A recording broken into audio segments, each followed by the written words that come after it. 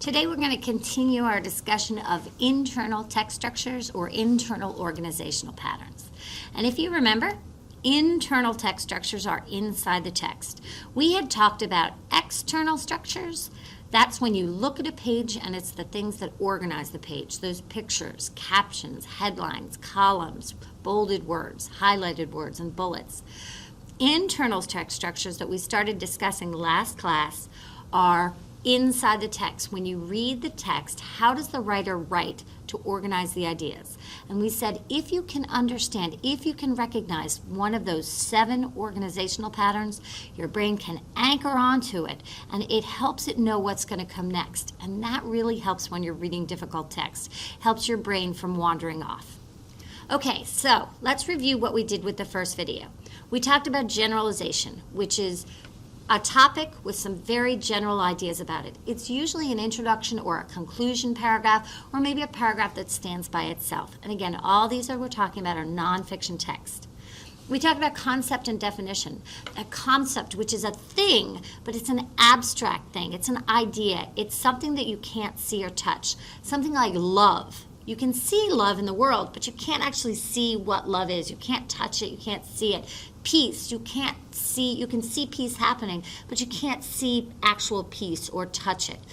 Air, space, things like that.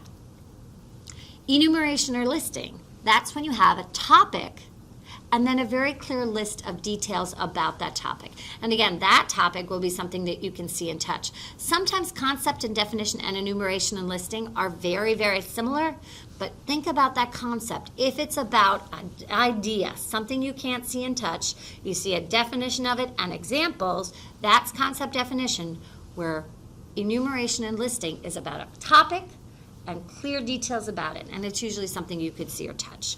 Okay, so we're going to talk about 4 more today. We're going to talk about compare contrast, chronological sequential, cause and effect, and process. Let's get right to it. Make sure you have your notes open, split screen. You can stop as many times as you want. You can go back and listen again as many times as you want. And if you need my help in any way, setting up your screen or anything else, please call me over. Okay, here we go.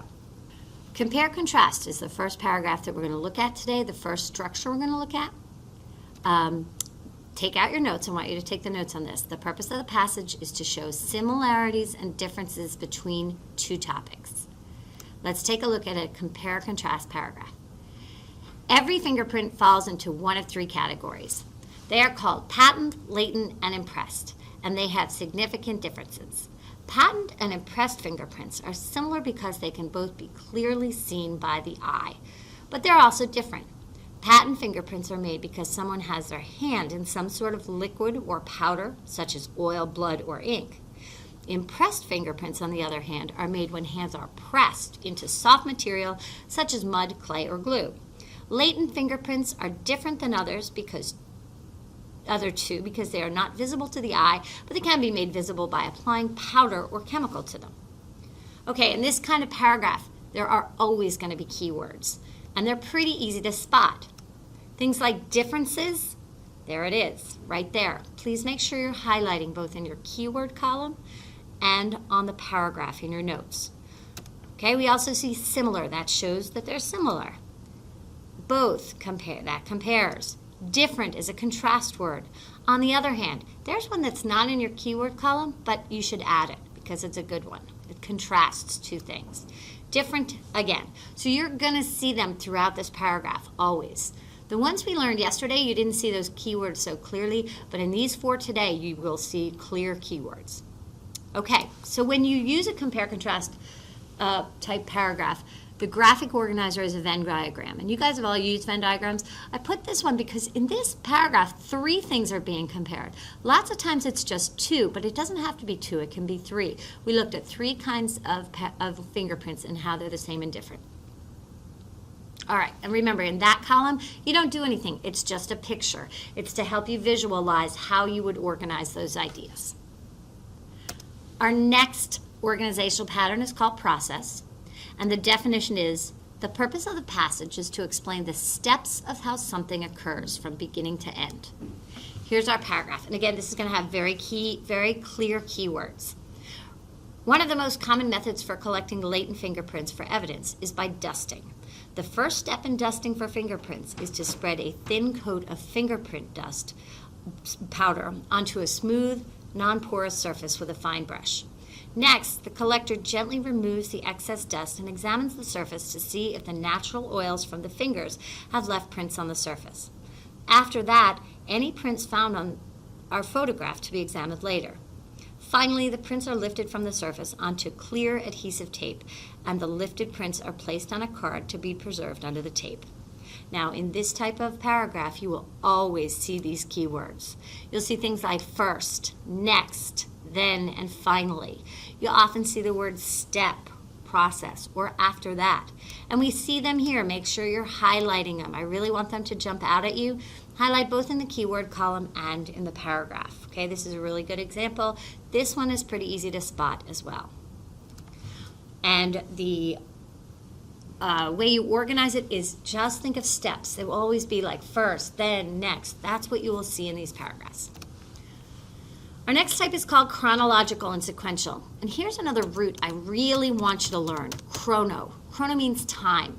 This is a paragraph that is organized in time order. Sometimes it's going to be years, sometimes it's going to be months, sometimes it's going to be centuries, but there's always going to be time. Sometimes it's going to be minutes or hours, but it's always going to be time. The purpose of the passage is to show time order in which the events occurred. Write that down. Here's the paragraph.